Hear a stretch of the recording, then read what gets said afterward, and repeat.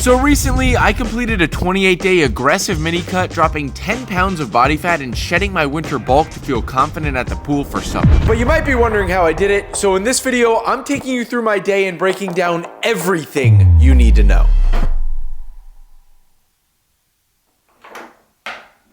The exact cardio, training, and recovery guidelines and my full day of eating that I use to make it happen. And at the end, I'll show you exactly when to pull out and what to do next so you don't screw up your results.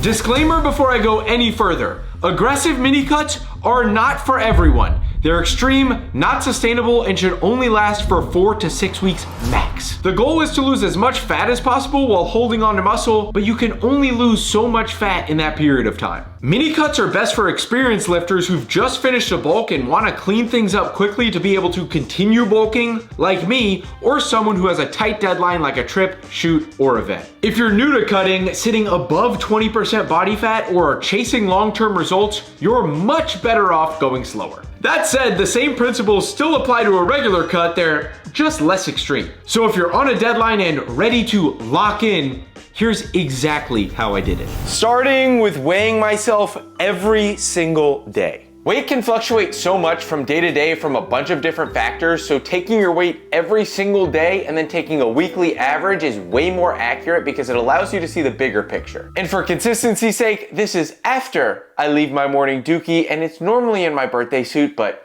you guys are just gonna have to take my word on that one. If you only took your weight 1 day per week, it could be misleadingly high or misleadingly low, causing you to take the wrong next steps. And this morning I weighed 171.3 pounds, which is actually a new low weigh-in, but that's not the only way that I track my progress. I also took check-in pictures and videos of my physique on the exact same day every week to see visual changes as well, so let's see what I look like today. Sometimes the scale can be misleading, so having another way to track your progress is extremely important. Weight fluctuations or plateaus may make it seem like you're not making progress, but your body composition changing can tell you otherwise. Honestly, I think I'm looking pretty snazzy right now and I'm really comfortable at this weight, but I can't just look the part. I also gotta move like it. Come on, Duck. Come. Good boy. I've kept cardio super simple and honestly really easy throughout this entire cut. The only requirement is that I have to get 12,000 steps every single day, and that normally comes from 3 different forms of walking. And the first form of walking is actually what I'm doing right now, and that's taking Tucker for a long morning walk. Not only does this knock out a bunch of steps early on in the day, but it also resets your circadian rhythm, getting right out into the sunlight, and it's just nice to clear your head and get your day started with a bunch of steps with your best friend.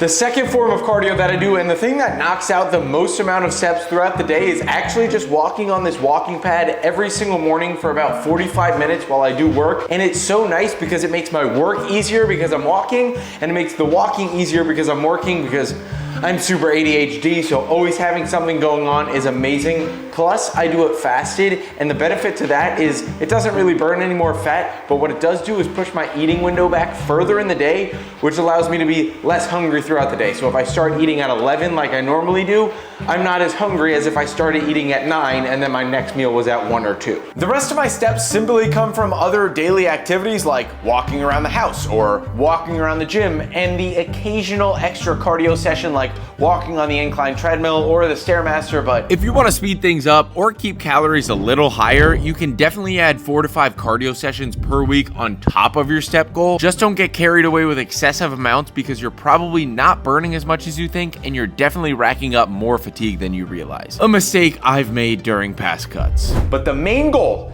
is just 12,000 steps. Move your body and you'll be mind blown about the progress that you can make. But now let's talk about fueling your body. If your nutrition isn't perfectly dialed in, an aggressive mini cut isn't for you. You need to be in a big enough calorie deficit to lose fat fast. That means being in at least 1,000 calorie deficit daily, which for me meant under 2,200 calories, but most days I was eating less than 2,000. If you don't know your maintenance calories, use an online calorie calculator, plug in your info, and subtract your desired deficit. There are 3,500 calories in a pound of fat, which means a daily deficit of 500 calories equals 1 pound of fat lost per week. That means 1,000 equals 2 and 1,500 equals 3. For macros, you should eat a minimum of 1 to 1.5 grams of protein per pound of body weight. I know it may sound high, but it'll ensure that you're keeping all your muscle and keep you satiated throughout the entire day. Fats should be at least 25 to 30% of your daily calories to keep your hormones steady, especially in such a steep deficit. And carbs, they were getting pretty scarce around here and just filled the rest of my daily calories. So for me, that was broken down into 200 grams of protein, 150 grams of carbs, and 65 grams of fat. That I tracked using the Macro Factor app, who's actually the sponsor of today's video, because what's measured can be improved, and if you're not tracking, you won't know what to fix when things go wrong. Macro Factor makes tracking your calories and macros a breeze, even if you've never done it before, with a super user-friendly interface and a massive food library. They even let you see when you logged your food down to the minute so that you can plan your meal timing accordingly. Not only that, but remember the tracking your weight every day thing that I was talking about earlier? Yeah, Macro Factor has a spot to log that too, making it a one-stop shop for all your fitness tracking needs. And what I like most is that using the weight and nutrition data that you logged, the app automatically updates your estimated daily caloric expenditure so you can see how many calories you're actually burning and how big of a calorie deficit that you're actually in. A tool that can be extremely useful in an aggressive cut like this when you need to know exactly when to drop calories lower or even start reversing out of the diet, which I'll talk a little bit more about later on. If you want to try it out for yourself, Macro Factor is giving you a 14-day free trial right now for new members when you use code Casey or click the link in the description box below. Thanks again, Macro Factor, for sponsoring this video. My diet is mostly whole, nutrient-dense foods with just a few diet hacks mixed in. High-volume, whole food meals will keep you full, and getting in enough micronutrients from those foods will make a huge difference in overall energy and fatigue management. Listen to me when I say this, if you're not ready to cut out the fluff in your diet, this type of aggressive approach is not for you. Oh, it's ready.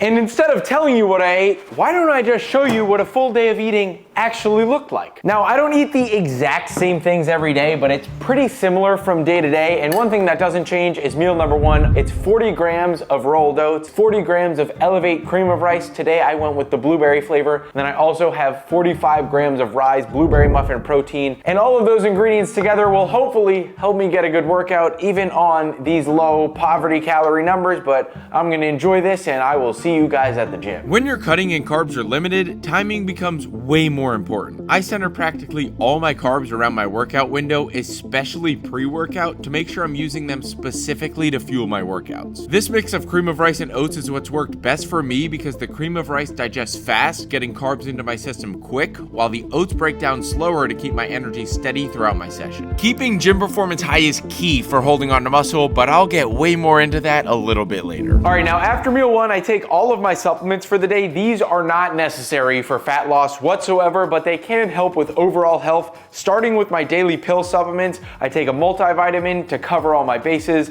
I take a fish oil for joint health. I take ashwagandha for cortisol management. I take a probiotic for gut health, and I take magnesium glycinate for a bunch of different health benefits. And just to prove to you guys that I'm a real man, I have all of my supplements right here in my hand, and I'm gonna take them in one go. If you can't do this, you're not a real man. You heard it here first. Casey Kelly, 2025.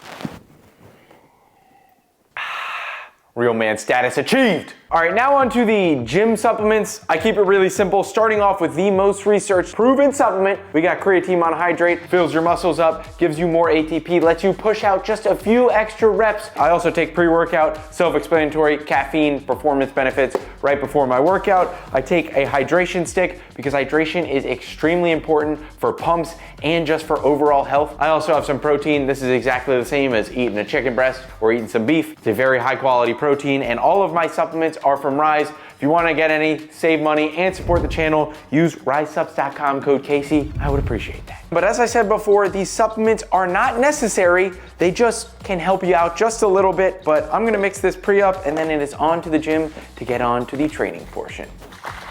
I'll talk about exactly how you should be training to make sure you keep all of your hard-earned muscle on a cut a little bit later, but for now, it's time to continue my full day of eating with my precious post-workout feast. I would probably make love to this post-workout meal if I could, but if you're curious what's in the love-making post-workout meal, I got 130 grams of grass-fed, grass-finished ground beef. I have 100 grams of cooked jasmine rice. I have about 150 grams of romaine lettuce, a little bit of sugar-free Polynesian sauce over the top, and then I have 140 grams of frozen blueberries. But this is my my ideal post-workout meal. We got some protein from the ground beef, a little bit of fat in there. We got some carbs from the rice and the frozen blueberries, and then the romaine lettuce. Let me tell you, is such a diet hack because it's literally like 10 or 15 calories for this amount, but it fills your stomach so much. That's the trick when you're cutting. You want high volume, low calorie foods, because if there was only 100 grams of rice in here with beef, it would feel like nothing. But right now, this feels like a full meal. Romaine lettuce is an absolute staple. You'll see that further on in the day. And then the frozen blueberries are almost like a little sweet treat. I'm gonna enjoy this.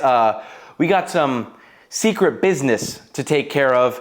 Me and this are gonna get real intimate because now is the time of day when I'm very hungry, sitting here working at my desk, but I still have multiple hours until I'm able to eat next. So what do? Deploy a tactical diet soda. We got a zero sugar Fanta right here, and diet soda is great for when you're dieting, and they're so good because they kill your sweet tooth. Have a few in moderation, and it's not gonna kill you, and it's actually probably gonna be more beneficial for your health because then you're not gonna be over consuming calories and cheating on your diet. Diet sodas, I have about one a day. They're fantastic, and this one's pretty good. I finally have yet another meal in front of me, and it is looking absolutely delicious, as all my meals do. I genuinely enjoy every single one of the meals that I eat thoroughly. There's just not enough of it right now, but diet food doesn't have to be boring. Starting off with this salad that looks absolutely fantastic. Romaine lettuce, diet hack, got another 150 grams of that. Have 80 grams of this Hummus Fit Chipotle chicken. I have 2 servings of sugar-free sweet chili sauce, a little bit of hot sauce on top. Got 2 pasture-raised eggs right there. And then this is the diet hack of the century right here. If you don't know what this is a Ninja Creamy protein ice cream. The only thing in this is almond milk, Rise Skippy peanut butter protein, 45 grams of that, and 15 grams of almond butter mixed in. That Rise Skippy protein is the best in the Ninja Creamy by far, but it literally makes a protein shake and a little bit of peanut butter into ice cream. Check this out. Can you beat that? No, you can't. Every single one of my meals is a treat, and I am so excited to eat this. Like, that's literally ice cream. One of the biggest keys to sticking to your meal plan is actually enjoying every meal you eat. On an aggressive cut, there's no room for cheat meals, so if you don't like what you're eating every day, you're likely gonna fall off. That's why it's so important to find meals you look forward to. They exist, you just have to put in a little bit of effort and get creative. But all the protein today I've eaten only does its job if I actually give my body a reason to use it. And that means training hard. As for my training split, it's the exact same 5-day Arnold upper-lower hybrid that I posted a few months ago. If you didn't see it, it goes a little something like this. Monday, chest and back. Tuesday, shoulders and arms. Wednesday, quad focus leg day. Thursday, rest day. Friday, full upper body day. Saturday, hamstring focus leg day. Sunday, rest, and repeat it all over again. Today's Tuesday, so it looks like we're doing shoulders and arms. Your split really isn't as important as people think. As long as your programming is smart, you're recovering in between sessions, and your volume is in check, it really doesn't matter that much. But one thing that does matter, and the biggest determining factor of whether you're keeping your muscle, is your training intensity. And my training intensity throughout the whole cut has been super high, PRing on most of my movements, which is exactly how it should be. But it's time to show you what real training intensity looks like, and then I'll tell you a little bit more about it.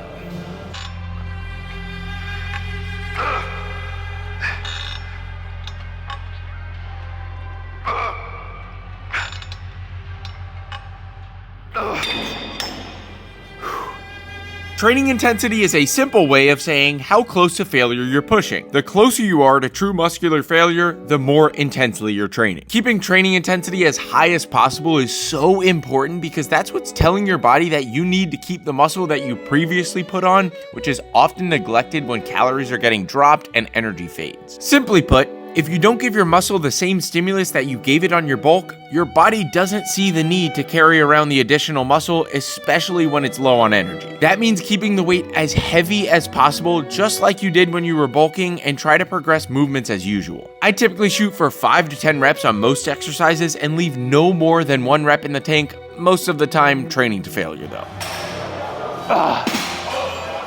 Don't fall into the trap of thinking that you have to drop the weight and increase the reps just because you're cutting. If your performance in the gym is staying the same or even improving throughout the entire cut, that is your best sign that you're holding on to all of your hard-earned muscle while you're leaning out. And training hard can even lead to some juicy pumps like the one I have right now, despite the lack of carbohydrates that I've been eating. And a matter of fact, comment juicy down below if you've made it up until this point of the video. But training hard doesn't matter if you can't recover from it.